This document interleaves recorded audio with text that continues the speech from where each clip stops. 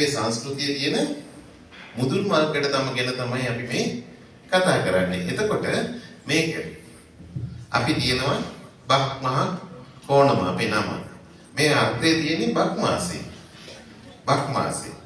අපි දන්නවා අප්‍රේල් මාසෙනේ. ඇයි අප්‍රේල් මාසෙට බක් මාසේ කියලා කියන්නේ? අදහසක් තියෙනවද ඒ බක් මාසේ කියලා කියන්නේ? බක් කියන අදහස මහ කන්නේ අස්වැන්න නෙලලා අටුකොටු ගෙඩ පුරවගෙන කොහොම සතුටින් ඉන්න කාලේ වාසනාවන්ත කාලේ භාග්‍යවත් කාලේට අපි කියනවා බක් මාසේ. භාග්‍යවත් මාසේ කියන අර්ථයෙන් කියනවා බක් මාසේ කියලා. නමක් කිව්වා කොණ මංගල්‍ය කොණම කියලා. එතකොට නුවර කලාවිය පැත්තේ අලුත් ඇඳුමට කියනවා කොණම කියලා. කොණම. එතකොට අලුත් අවුරුද්දේ අපි අඳින අලුත් ඇඳුම්. අලුත් ඇඳුම් අඳින මංගල්‍ය කොණ මංගල්‍ය. ඔන්න නම් හැදෙන. හැඳිගා කකාරමින්ද ලනු ඇටෙනා බදමින් තිවග දෙදුරු සමගින්ද එක එක පමණන්ට දෙන කවුරුත් පාහේ මේ පිරිවෙන්න කීර්ති දන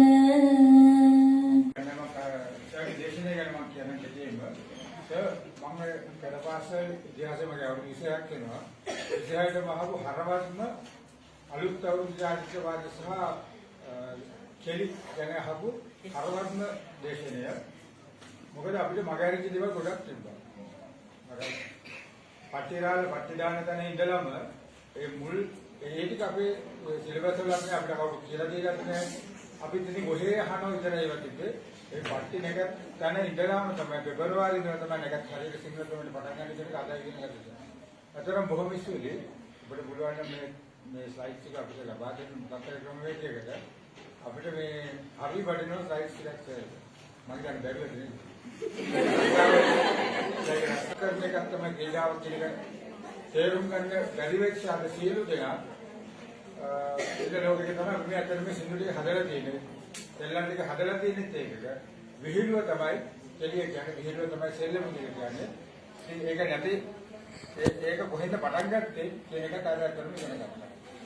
සර් මේවා නමස්තේ දකින්න ගුරුවරයෙක් අපිට හම්බුණා නම් ඒ මේස සමස්ත අපි රේඛීයව දකින්න විතරයි.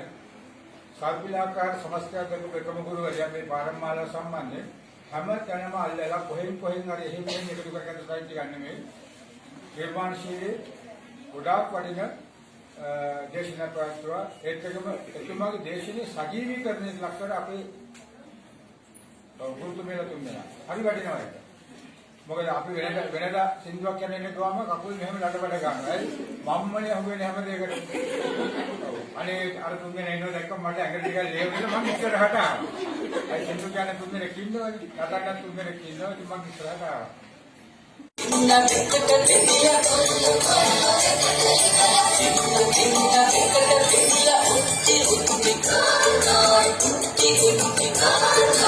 අවුද බැස්සද